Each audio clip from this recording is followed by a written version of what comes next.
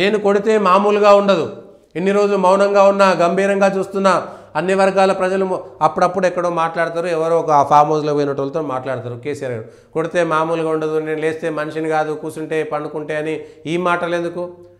Assembly సమావేశాల్లో ప్రతిపక్ష నాయకుడిగా రావాలండి కేసీఆర్ గారు. మీరు ఎంత గొప్పగా ఎంత ఇదున్నా ఏ పేరున్నా రావాల్సిందే. మీరు ప్రధాన ప్రతిపక్ష హోదా తీసేసుకోండి, పక్కకు వెళ్ళిపోండి, నేను వస్తే చేస్తా. ఏడాది గడిచిపోయిన తర్వాత అంటే అందరూ ప్రజలందరూ నష్టపోయిన తర్వాత వచ్చి చూసిరా బాగైంది, నేను లేకపోతే బాగైందని చెప్పడానికా? చెప్పండి. తెలంగాణ ప్రజల కోసం కదా మీరున్నది. అంటే కాంగ్రెస్ వాళ్ళంతా నాశనం చేసేదాకా వెయిట్ చేస్తారా? మీరు వచ్చి సలహాలు ఇవ్వండి, సూచనలు ఇవ్వండి. ప్రజల కోసం సలహాలు ఇవ్వడానికి మీకెందుకు ఈగో, మీకెందుకు భేషజం? రండి, రేవంత్ రెడ్డి సర్కార్కు సలహాలు ఇవ్వండి. ఇగో పలానా పథకం ఇట్లా ఇట్లా ఇట్లా కాదు, ఇట్లా చేయండి, ఆర్థికంగా వృద్ధి చేయడం కోసం ఇట్లా చేయండి, సలహాలు ఇవ్వండి ప్రధాన ప్రతిపక్షంగా. తప్పేముంది? టీఆర్ఎస్ అయినా, కాంగ్రెస్ అయినా, బీజేపీ అయినా, ఇంకొక పార్టీ అయినా ఎవరైనా ప్రజల కోసమే కదా పనిచేసేది. ఎస్, విధానాలను విమర్శించండి, కానీ తక్షణ అవసరాలకు ప్రజలకు ఇబ్బంది పడుతుంటే పలానా పని చేస్తే బాగుపడుతుందని చెప్పడంలో తప్పే ఉన్నది. నిన్ననే కేసీఆర్ ఎందుకు మాట్లాడిందంటే, నిన్న ఇదే పేపర్లో ఒక వార్త వచ్చింది. ఏంది? కవిత కేరళలో ఉన్నటువంటి లిక్కర్ స్కామ్లో ఇరుక్కుపోయారు అనేటువంటి, అక్కడ ప్రధాన ప్రతిపక్షంలో ఉన్నటువంటి కాంగ్రెస్ నాయకుడు విమర్శ చేయడంతో దాన్ని పక్కకు తీసుకుపోవడానికి కేసీఆర్ గారు ఇవాళ బయటకు వచ్చారనేటువంటి దానికి నిజమా కాదా?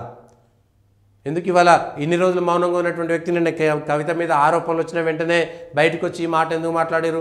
ఆ వార్తలు మళ్ళా రాకుండా, ఆ వార్తలు పక్కకు పోయే విధంగా కేసీఆర్ మాట్లాడితే వార్తల్లో ప్రత్యేకంగా వస్తుంది కాబట్టి కవిత అంశం పక్కకు పోతా అనుకుంటే పొరపాటు. ఒక్కరోజు మీరు చేయగలుగుతారు, 2 రోజులు మీరు చేయగలుగుతారు. రేపు పొద్దుగాల విచారణ ప్రారంభిస్తే, విచారణ చేస్తే, ఎవరైనా కేసు పెడితే, కేసు రిజిస్టర్ అయితే, అందులోకి ఈడీ ఎంటర్ అయితే, సిబిఐ ఎంటర్ అయితే, అందులోకి మిగిలిన విచారణ ఎంటర్ అయితే ఖచ్చితంగా ఎవరైనా కోర్టుకు వెళ్తారు. కోర్టులో ఇది అవినీతి జరిగిందని చెప్తారు, కోర్టు డైరెక్షన్ ఇస్తుంది సిబిఐకి, ఈడీకి అప్పచెప్పండి అని. అప్పుడైనా మళ్ళా రావాల్సిందే కదా. ఎన్ని రోజులు చేస్తారు ఇవాళ? మీరు ఎప్పుడు చేస్తారు? ఇంకా నేను ఫిబ్రవరిలో బహిరంగ సభ పెడతా, ఎన్నికల్లో, లోక్సభ ఎన్నికల్లో మీరు బహిరంగ సభ పెట్టిరు, ఏమైంది? ఏం కాలేదు కదా. కేసీఆర్ లోక్సభ ఎన్నికల్లో కట్టెలు పట్టుకొని తిరిగిరు. పాపం పార్టీ కోసం కష్టపడంలో తప్పలేదు, వాళ్ళ పార్టీ కోసం కష్టపడంలో తప్పలేదు, కేసీఆర్ గారు ఏం చేసినా తప్పలేదు. కానీ 9 ఏళ్లలో మీరు చేసినటువంటి పనుల పట్ల ప్రజలు వ్యతిరేకంగా ఉన్నటువంటి దాన్ని మీరు సమీక్ష చేసుకున్నారా? ఇలా కాంగ్రెస్ పార్టీ వ్యతిరేక విధానాలను విమర్శిస్తున్నటువంటి మీరు ఆత్మవిమర్శ చేసుకున్నారా? టీఆర్ఎస్ పార్టీ ఎందుకు ఇబ్బందుల పాలైంది, టీఆర్ఎస్ పార్టీ ఎందుకు ప్రజల్లో ఆదరణ కోల్పోయిందో ఒకసారి విమర్శ చేసుకున్నారా? ఎందుకు ఇవాళనే మాట్లాడిరు?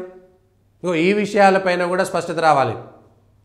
కేసీఆర్కి సంబంధించి వాళ్ళ కూతురు కవిత కేసు వచ్చినప్పుడు మాత్రమే బయటకు వచ్చారు అనడానికి ఇంతకంటే గొప్ప ఉదాహరణ ఇంకేం లేదేమో. బహుశా ఇంతకంటే ఉదాహరణ ఇంకేమీ లేదేమో, అందుకోసమే బయటకు వచ్చిరేమో.